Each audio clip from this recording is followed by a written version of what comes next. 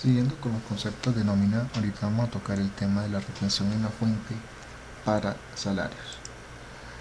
¿Qué es la retención en la fuente? Se dice que no es un impuesto, sino un mecanismo de recaudo anticipado del impuesto. ¿Cuál es la finalidad de la retención en la fuente? Facilitar, acelerar, asegurar el recaudo del impuesto.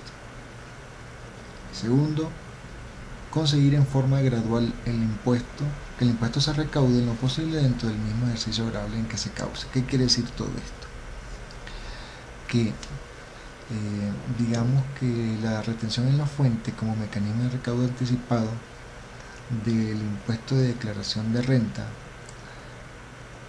el gobierno no tendría que esperar dentro de un año a recaudar todo el impuesto en una sola cuota, sino que con la retención en la fuente, mes a mes se te va descontando también en el salario el impuesto. Podría ser el de declaración de renta de manera anticipada. O sea, no tendrían que esperar hasta el próximo marzo del año 2016 para que tú declares en una sola cuota la declaración de renta, sino que gradualmente te van descontando. Si hace falta dinero en tu declaración de renta, pues tú colocas el excedente porque ya tú has ido, digamos que en cierta forma, abonando a dicho impuesto. ¿Cómo se calcula la retención en la fuente? Cabe aclarar que aquí no se tienen en cuenta todos los conceptos que en la vida real se manejan.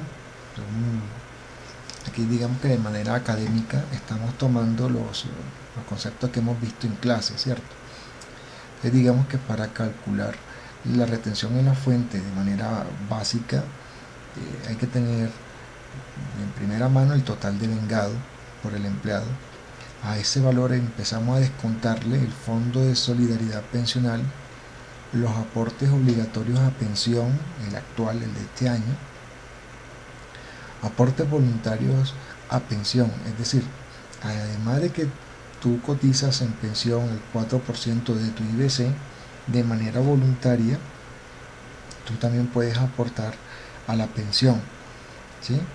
Y eso pues tú también se lo comunicas a tu empleador y él lo debe tener en cuenta y lo relaciona al momento de trasladar los diferentes aportes a los fondos de pensiones, ¿cierto? Y también hay que descontar el aporte promedio en salud del año anterior.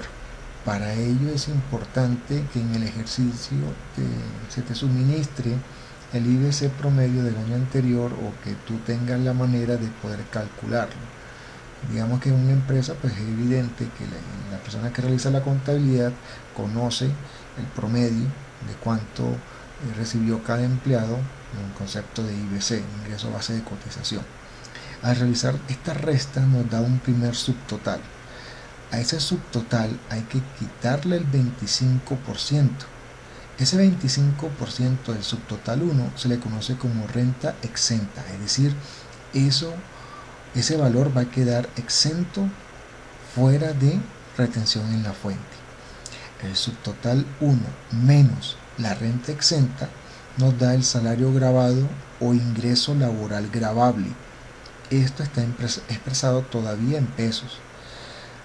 Este salario gravado o ILG hay que transformarlo a una unidad de valor tributario, en términos de unidad de valor tributario. ¿Qué debemos hacer? Este ingreso laboral gravable lo debemos dividir entre una VT. El valor de una VT para el año 2015 es de 28.279 pesos. Al hacer esta conversión, esta división de ILG en pesos dividido entre una VT, nos da el valor del ingreso laboral gravable expresado en VTs. Y con esta transformación tenemos que ubicarlo en una tabla, y si nuestro resultado dio mayor que 0 hasta 95 VT incluyéndola, no se le hace retención en la fuente, no tiene por qué aportar retención en la fuente. Si ya empezamos a partir de 95,01, ejemplo, hasta 150 VT, la tarifa es del 19%, pero para ello se debe tener en cuenta la siguiente fórmula.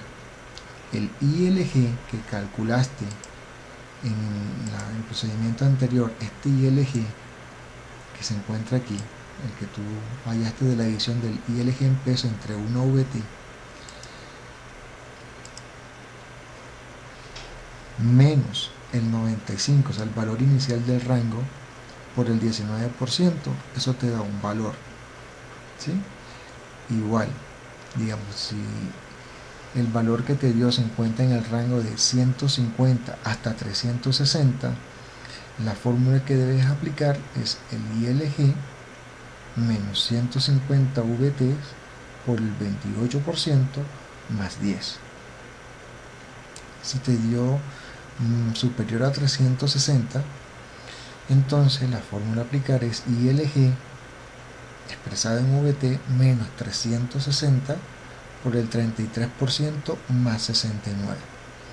En el ejercicio que vamos a ver a continuación, en el siguiente video tutorial, digamos que se podría dilucidar un poco más este concepto que se ve un poco abstracto en la tabla.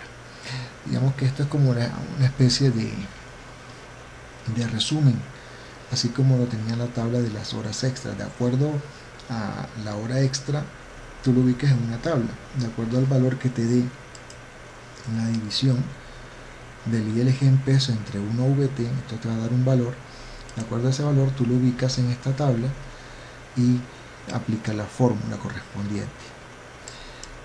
Una vez te da un valor, esta fórmula lo que debes hacerlo es multiplicarlo nuevamente por 28.279 pesos para que te dé el valor en sí de la retención en la fuente que debes que deducirle al empleado.